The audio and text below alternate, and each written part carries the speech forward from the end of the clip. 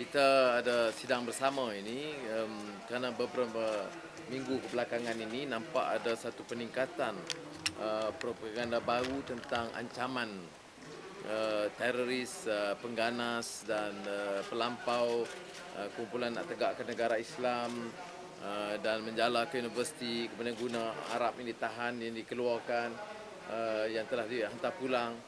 Jadi saya tengok satu percubaan UMNO Barisan Nasional Kerajaan untuk mengalih pandangan daripada isu lesen judi, EPCO dan juga penyerahan tanah-tanah aset penting negara di sekitar wilayah persekutuan dan hak mereka termasuk di Sungai Buloh, Sungai Besi, Jalan Kokrin, tanah kereta api Tanah Melayu Sentul, Pudu dan yang diserahkan kepada sektor swasta dalam masa yang singkat.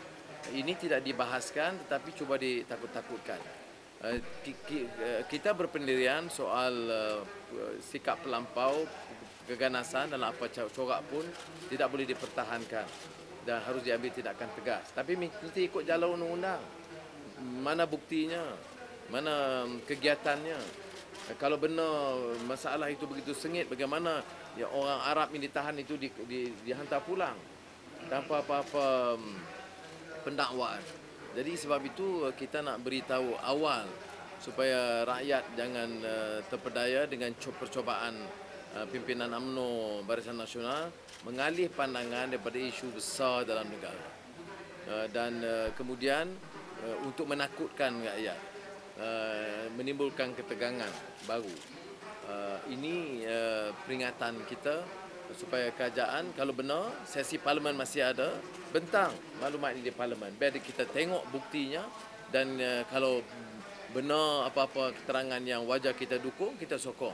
Soal keselamatan negara ini soal yang bukan partisan dari segi politiknya, soal bersama. Tapi untuk menggunakan ini untuk menakutkan, untuk mengugut dan untuk menyadarkan propaganda mengalihkan pandangan, ini kita tentang dan bantah dengan keras. Ya, saya setuju dengan Datuk Seri Anwar tadi bahawa ini satu percubaan untuk alih pandangan tumpuan rakyat terhadap kegagalan pihak Kerajaan Barisan Nasional dalam mengurus tadbir negara kita ini. Seperti mana yang disebut tadi beberapa isu, malah dalam 3 bulan ini, 4 bulan daripada bulan Mac hingga bulan Jun sekarang ini, kita melihat bahawa 6-7 isu besar yang membabitkan kepentingan negara dan rakyat gagal diurus tadbir yang memperlihatkan kelemahan dan kepincangan pemimpin-pemimpin negara kita.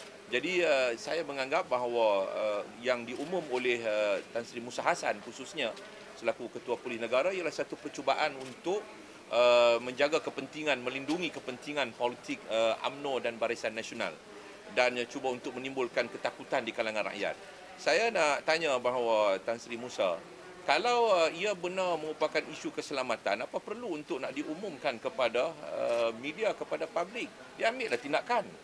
Dia ambil tindakan mengikut saluran seperti mana yang disebut melalui proses perundangan.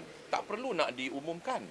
Jadi saya melihat bahawa ini satu percubaan yang menunjukkan bahawa pencapaian tahap sokongan rakyat kepada PM sendiri pun adalah merupakan satu yang masih boleh dipersoalkan. Walaupun disebut bahawa 72 ataupun 74%, tapi dengan isu ini menunjukkan bahawa mereka sendiri masih belum confident, belum yakin bahawa tahap sokongan rakyat kepada PM itu begitu kuat.